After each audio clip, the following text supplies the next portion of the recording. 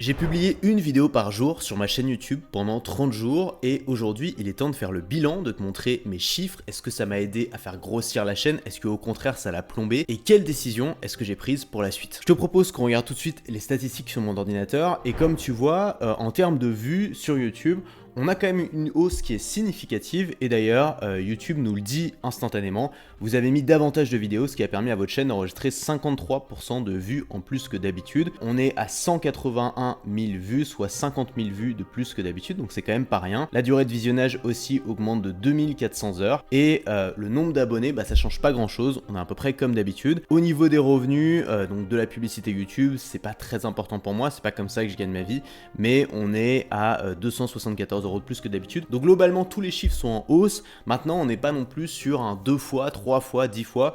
On est sur une hausse d'à peu près, tu vois, de 50%. C'est pas non plus colossal. Si on descend, donc YouTube a bien détecté que j'avais mis plus de vidéos en ligne que d'habitude, il me l'affiche ici, 33 vidéos mises en ligne, et ensuite il m'affiche les contenus populaires pour cette période. Donc ce qu'on voit c'est que aucune des vidéos que j'ai postées n'est devenue virale, aucune des vidéos n'a explosé, mais bon c'est quand même assez rare sur YouTube, notamment avec les vidéos que je fais. Moi c'est plutôt des vidéos qui vont se référencer sur le long terme dans l'algorithme. Comme tu vois, il y a une vidéo qui a particulièrement bien marché, dans laquelle je présente mon app de gestion de messagerie, et en fait c'est une vidéo qui a monté assez vite au début, puis qu'ensuite s'est stabilisée, donc elle fait plus beaucoup de vues maintenant. Une autre vidéo qui celle-là pourrait bien se référencer et faire des vues sur le long terme, elle monte tranquillement. Et puis ensuite, une vidéo dans laquelle je parle de mon rapport avec les impôts. Donc ça, forcément, ça va davantage intéresser mon audience. Ça fait plus de vues au début, mais comme tu le vois quand on regarde le nombre de vues en temps réel, c'est pas une vidéo qui va forcément se référencer et attirer des vues pendant des années. Donc là, on est sur les 28 derniers jours. Et si on regarde par exemple sur les 90 derniers jours, donc sur les 3 derniers mois, on voit clairement qu'il y a une hausse des vues et ce qui, je trouve, est le plus flagrant, c'est que là, on avait vraiment des vues en dents de scie, c'est-à-dire qu'à chaque fois que je sortais une vidéo, ça faisait un petit pic de vues. Et là, on a des vues qui sont un peu plus stables, autour de entre 5000 et 8000 vues par jour à peu près. Maintenant, comme tu vois, je postais déjà pas mal avant, donc ça fait pas une énorme différence non plus en termes de vues. Ça a pas fait péter ma chaîne YouTube. Mais ça, je le savais déjà parce que j'ai déjà fait du contenu quotidien en 2016 pendant un an.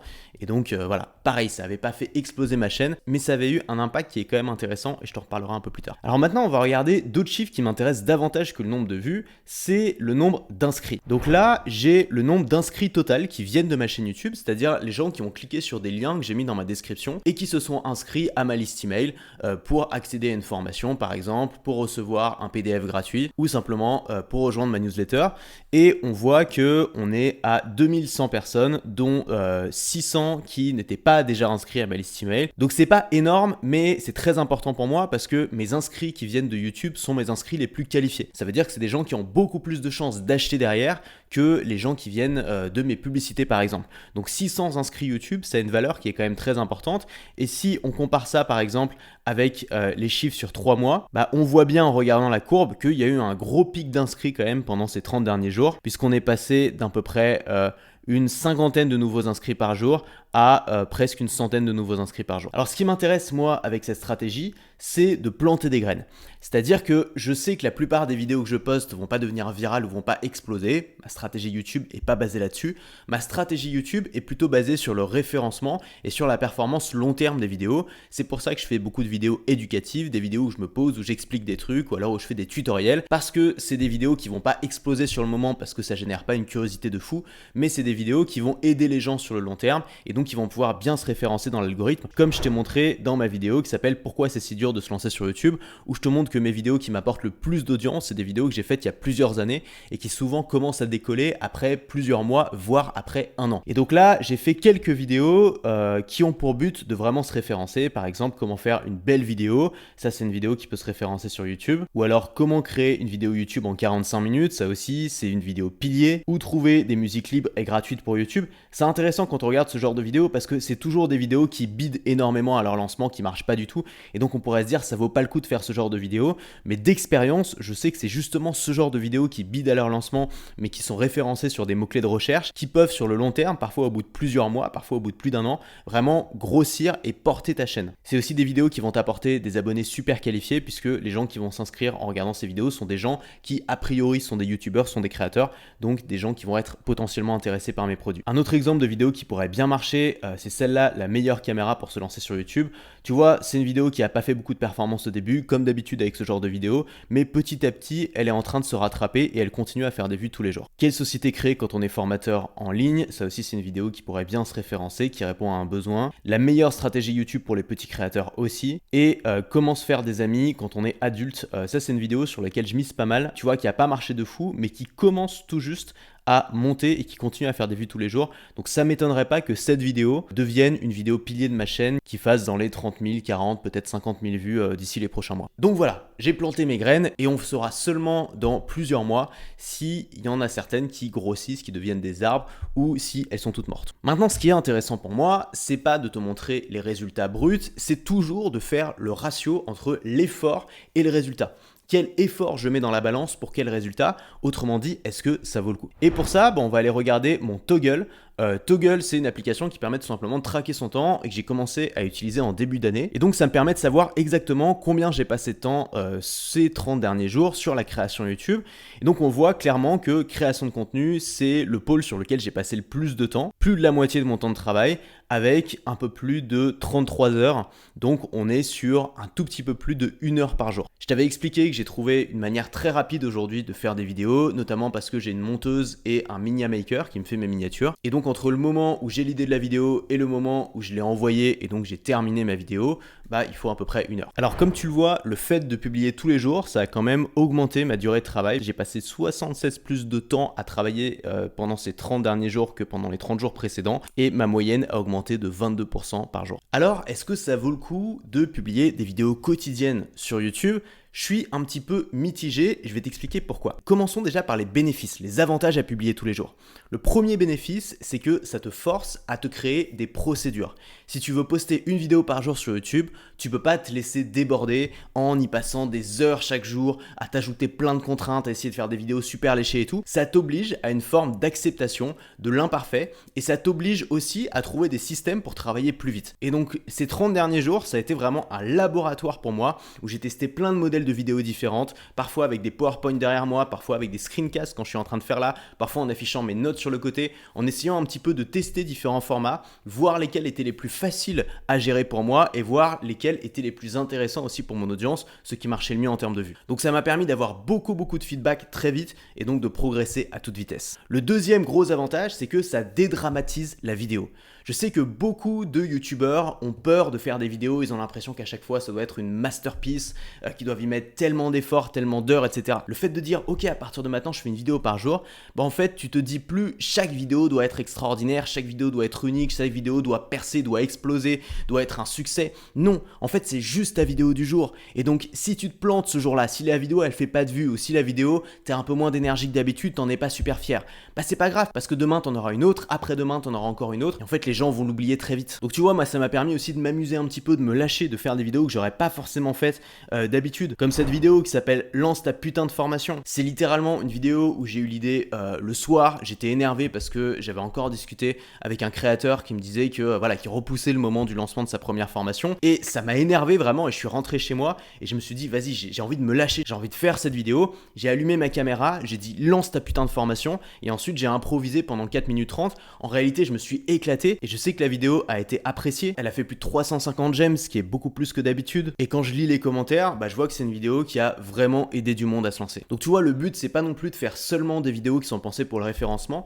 c'est vraiment d'alterner entre des vidéos qui ont pour but de planter des graines et de les voir pousser plus tard, et aussi des vidéos qui vont parler maintenant, tout de suite, à ton audience, aux gens qui savent qui tu es, qui te suivent, et auxquels tu vas pouvoir diffuser un message maintenant, quoi. Et c'est ça le troisième bénéfice de poster tous les jours, c'est que tu crées vraiment une habitude chez tes fans. Il y a des gens qui vont prendre l'habitude de cliquer sur ta vidéo tous les matins. Moi, je postais tous les matins à 7h pour que ce soit premier contenu que les gens puissent regarder dans leur journée, qu'ils puissent le faire au petit-déj, par exemple, le matin en se réveillant, que ça puisse être leur dose de motivation et de connaissance du jour. Et j'ai eu des super retours de gens qui me disaient ça y est, tous les matins je regarde ta vidéo, je peux plus prendre mon petit-déj si j'ai pas ta vidéo, etc. Donc évidemment, ça va pas satisfaire tout le monde. Il y a des gens pour qui ça va être trop. Je rappelle qu'une audience c'est divisé en strates. T'as le noyau dur, le cœur de meule, les gens qui suivent tout ce que tu fais. Et puis ensuite, t'as une strate beaucoup plus large, des gens qui voient un peu qui t'es, qui te suivent de près ou de loin. Mais plus tu vends des produits de valeur, par exemple si tu vends des formations en ligne ou du coaching, Plus ce qui compte, c'est de servir le noyau dur et pas la masse. Ça dépend de ton business model. Si tu as besoin de sponsors, bah tu as juste besoin de faire un maximum de vues. Mais si tu vends tes propres produits, tu as besoin d'avoir un maximum de fans et d'avoir les fans les plus impliqués possible. Et donc publier tous les jours, ça va faire un peu moins de vues par vidéo parce que tu vas en fait diffuser les vues tout simplement. Tu feras toujours plus de vues si tu publies une vidéo en une semaine parce qu'il y a tous les gens qui te suivent de loin qui auront le temps de regarder la vidéo. Alors que si tu en publies 7, bah les gens qui te suivent de loin, ils vont peut-être en regarder une ou deux, mais ils vont sûrement pas regarder les 7 et donc les vues vont être diffusées. Donc tu vas faire moins de vues par vidéo. Mais encore une fois, c'est pas un problème si toi ce qui compte c'est vraiment de renforcer la relation avec ton cœur de meule, avec les vrais, avec les fans qui te suivent et à qui tu vends tes produits. Et puis l'avantage aussi d'être là tous les jours, c'est que tu multiplies le nombre de points de contact entre toi et les gens qui te suivent. Et donc les gens auront passé des heures à la fin du mois à t'écouter parler. Tu auras eu le temps de faire avancer tes méthodes, de les prévenir si tu fais un événement, si tu lances un produit, si tu fais une rencontre. Bref, en ayant plus de points de contact avec ton audience, tu multiplies ta capacité d'influence et de persuasion et tu multiplies le nombre d'appels à l'action que tu peux faire lorsque tu organises quelque chose ou que tu lances un produit. Donc ça, c'est pour les bénéfices à poster tous les jours et je recommande à tous les créateurs de au moins se lancer un défi 30 vidéos en 30 jours, histoire de roder un petit peu leur pratique, de devenir meilleur et de construire un noyau dur de fans. Maintenant, ça n'a pas que des bénéfices, comme tu t'en doutes, ça a aussi des inconvénients. Et le premier inconvénient, c'est que ça prend du temps. Oui, aujourd'hui, j'ai un système qui permet de créer des vidéos en seulement 1 heure, mais c'est 1 heure où je mets toute mon énergie créative, où je suis pleinement focus sur ce que je fais. C'est 1 heure où je vais trouver une idée, où je vais faire un plan, où je vais parler devant la caméra. Ça va me demander beaucoup d'énergie. Et donc souvent, cette énergie, elle va être absorbée et ça va être difficile de l'allouer à d'autres tâches. Donc je me suis rendu compte que quand je faisais une vidéo le matin, à la fin de ma vidéo, j'étais content de moi, j'étais content d'avoir fait ce travail, mais j'avais pas envie, par exemple, de me mettre à bosser sur le plan d'une formation ou sur un tournage parce que ça prend beaucoup d'énergie mentale et j'ai déjà donné cette énergie mentale pour ma vidéo du jour. Donc moi, j'ai optimisé mon activité pour avoir à y passer le moins de temps possible. Tu vois, je travaille en moyenne un peu plus de 2 heures par jour, mais c'est du temps qui est pleinement investi, où je suis à fond, où je me laisse pas interrompre, et donc c'est ce que j'appelle du temps à haute valeur. Et donc si ce temps-là à haute valeur est absorbé par les vidéos, je vais avoir du mal à le mettre dans d'autres choses. Et donc par exemple, ce mois-ci, même si j'ai passé la moitié de mon temps à créer du contenu, j'ai passé finalement que 4 heures à travailler sur mes produits, sur mes formations, et c'est pas suffisant parce que je suis en train de travailler sur une grosse formation qui devrait sortir le mois prochain, et je commence à être en retard à cause de ça. Donc comme on l'a vu, en termes de vues et d'inscrits, j'ai de meilleures performances que quand je publie moins, mais c'est pas non plus exponentiel, c'est pas non plus énorme.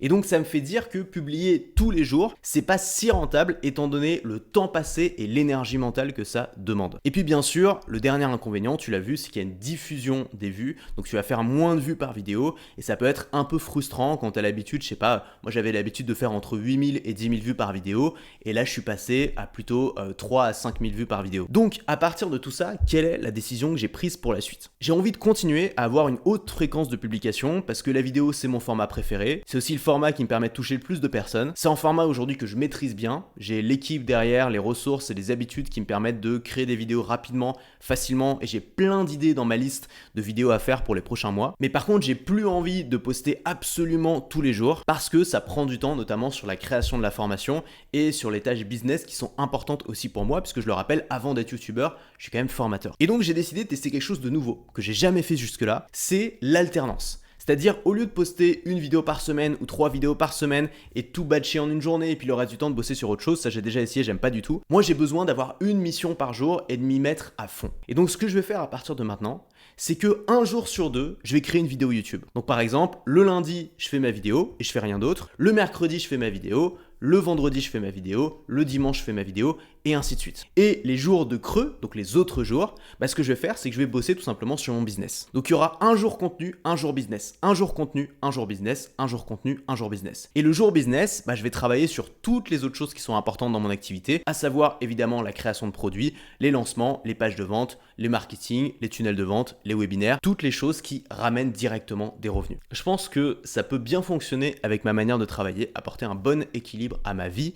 Donc je vais tester ça. Il y aura 2 fois moins de vidéos qui vont être postées, mais tu pourras être sûr tous les 2 jours d'avoir une nouvelle vidéo de moi. Et moi, je pourrai être sûr de garder du temps pour toutes les autres choses qui comptent comme la création de formation. Si tu veux aller plus loin et apprendre à travailler comme moi, c'est-à-dire en étant ultra efficace sur tes vidéos, apprendre littéralement à créer une vidéo YouTube en 45 minutes et j'inclus la création de la miniature et le montage, j'ai développé une méthode qui est basée sur des techniques peu connues et des outils que presque personne n'utilise, qui permettent de créer une vidéo YouTube performante, qui va se référencer dans l'algorithme, d'attirer des abonnés et des inscrits en y passant seulement 45 minutes de l'idée à la mise en ligne. Pour voir cette vidéo, clique sur le bouton qui apparaît ici, entre ton mail et je t'envoie la vidéo gratuitement, immédiatement. J'espère que ça t'a plu, ce petit défi une vidéo par jour. N'hésite pas à me dire ce que t'en penses en commentaire, si t'as déjà essayé, si ça te donne envie d'essayer. Et bien sûr, je te ferai une review un peu plus tard de mon principe de vidéo en alternance. A tout de suite dans la vidéo gratuite et à après-demain pour la prochaine.